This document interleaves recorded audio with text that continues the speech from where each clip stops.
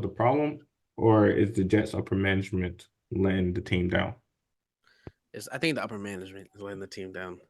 And I think it falls, and it's so perfect. You know what I'm saying? It's like the shadow fucking management. You know what I'm saying? It all falls, all the decisions are being made by the upper manager. This is all speculatory. I don't know for sure. It just smells as this is the upper management, and it's letting him take all of the heat to give them every reason to get him out of there at the end of the season. You know what I'm saying? He's even said that the choice to run Zach Wilson as a QB, he plead the fifth. Like it's not his decision. And then he retracted his statement and went and reassured that it's Zach. Zach's our guy. You know what I'm saying? Because he's dropping hints. It's not him. It can't be him. You know what I'm saying? And the Flacco thing, I don't think they were gonna bring Flacco back because the way Flacco looked when he was there. I mean, he went 1-6. You know what I'm saying? He looked 37 years old at the time. But it sucks for Saleh because I do think he's a good coach, not a head coach though. I think he'd be great leading that defensive unit as a DC or something like that. Whether or not in the Jets, well, probably most likely not the Jets. You can't go from coach to being a coordinator, but somewhere else, I think he could still lead a defense like he did in San Francisco. But I feel bad for him because I feel like it's some decisions that he's probably wanted to make and some things that he's wanted to implement. It's been stopped because the management wants to go this way or go a certain way, and it's out of his control. But all the fault falls on him. And then because he seems powerless, and he really is powerless. Players have eyes too. He's probably lost his locker room too because like why he can't do shit for us anyway. So why would we even? You get what I'm saying? It's just a Yeah. domino effect. How Uh, I ain't gonna lie, I'm putting this one on Salah. There's a, and it's unfortunate. Like the unfortunate events that have happened for this man. Yeah, you can't see that. You can't you can't write a book on that. Like, but his decisions and reactions to these events have been completely wrong. Like, absolutely wrong. First off, you come out to the media after Aaron Rodgers is hurt. Zach Wilson's our guy. He gives us the best chance to win. We're gonna roll with that. Cool. We're all cool with it. We all say, hey, that's what you're gonna do. You don't sign a backup. You just elevate Simeon or whatever from the practice squad. Cool. I'm cool with that. He loses a couple games, and now you get wishy-washy. You can't do that. You either I sit there and he's our quarterback, or you know what? He had 4 bad games, and I'm looking. I'm gonna swap him out or something. You know what I mean? You can't. He went back and forth way too many times with this. You can't Fact, do that. You fact. can't do that. And then look at the way. I mean, that offensive line. We all had questions about it.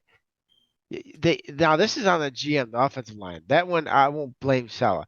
The GM, that offensive line, how you haven't fixed it in 2 years, 3 years. They tried though. Remember they And whew, drafted two linemen in the top 10, Vera that Tucker and Becton. that shit hurts because that's literally the reason why they ain't going nowhere. Now, the fact that Salah has didn't maybe go to the GM and say, "Hey, we need to go get Joe or someone, not even Joe, like just someone to have some competition," because you're not you're he Joe Flacco is better than Doyle or whatever Boyle, whoever they fucking bring up that two Clearly. games.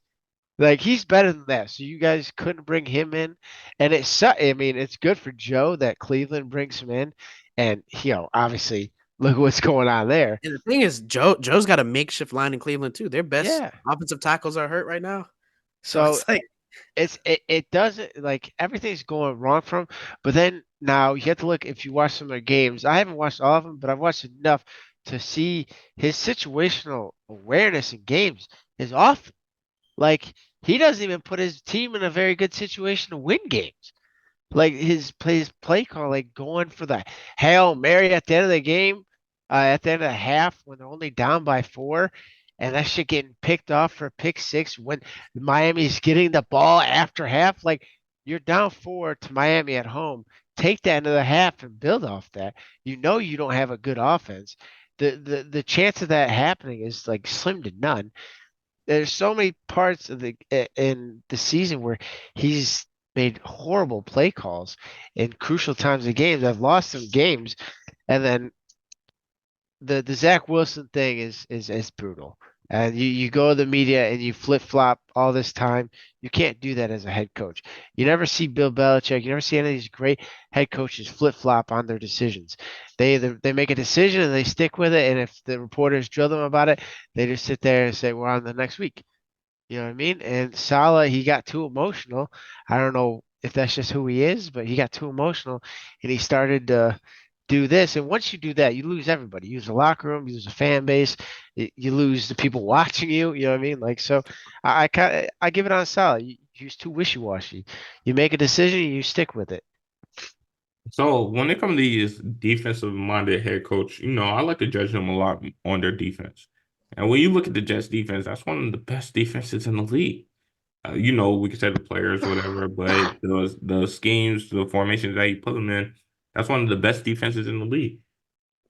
So I cannot blame him for that. I would blame more the upper management because you're not going to tell me that okay, we've seen Zach Wilson, right? So at worst, you want to have a backup in there for Zach Wilson because it's not going to go for long stretches of times, right? With that being said, okay, Joe Flacco was sitting on his couch. Uh, Carson Wentz was sitting on his couch. Cam Newton doing podcasts. Uh, there's many quarterbacks out there that you could have went with that could probably more than likely giving you a better chance with this defense to at least get you to that situation where Rodgers was going to come back and Rodgers planned on coming back. So at the end of the day, what we're looking at an upper management that really they don't want to take any blame, but they want to make all the decisions. Because so I cannot put it on Saleh. And when you say like oh, you don't know if that just Salah or whatever. That's emotional. He is an emotional guy. He's an emotional leader. He's been an emotional leader. That's the guy that we have known this whole time. At the same time, all right, let's talk about that Hail Mary. When your team isn't as good as you think, I don't mind him taking a shot. Yeah, it ended unfortunately. You got something to say? No. There's just some news. All right, the Braves traded for Chris Sale. I just was like, God damn, dude, rich get richer. Go ahead. Sorry. But yeah, it ended unfortunately, but at the same time, you will hope that all right, cool. I'm gonna take a chance because we know that we gotta score with this team in order to beat them. So I can't necessarily be mad at that. Yeah, it ended unfortunately with a pick six, but hey, them things happening when you're But then if trying. he didn't do it, if he would have just kneeled it out, that's everyone would have been like, "Oh, how do you not even give your team a chance Yeah, to score facts, before that?" Like, facts. it's just damned if you do, damned if you don't. At that point, like, I'm sorry. Go ahead. Yeah, no, yeah, that's absolute fact. That's why when I look at it, I'm looking at the upper management that is letting this team down year in, year out, but they're going to force all the blame on Salah. And then what's going to happen, and we know what's going to happen, is they're going to probably fire him at the end of the year. They're going to bring in another coach, and then that other coach going to have immediate success because Aaron Rodgers is going to come back. Matt LaFleur.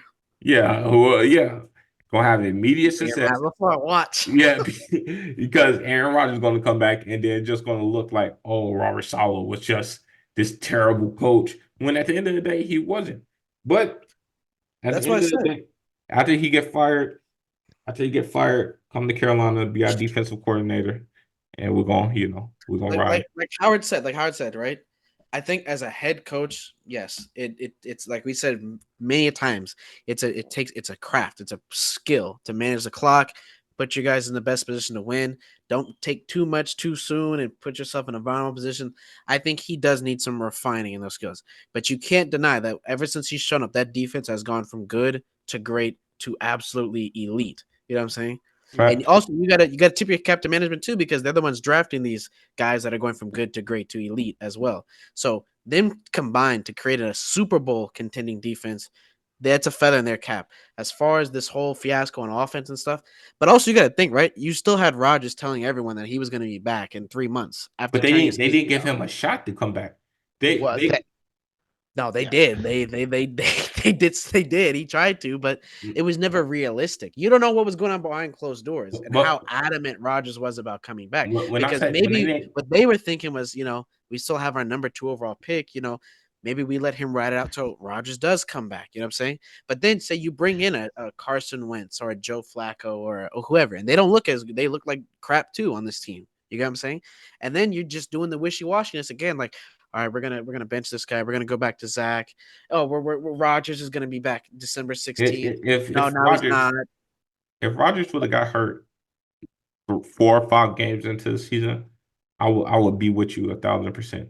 But Rodgers got hurt in the first game on the first drive. So we knew from that moment, okay, cool.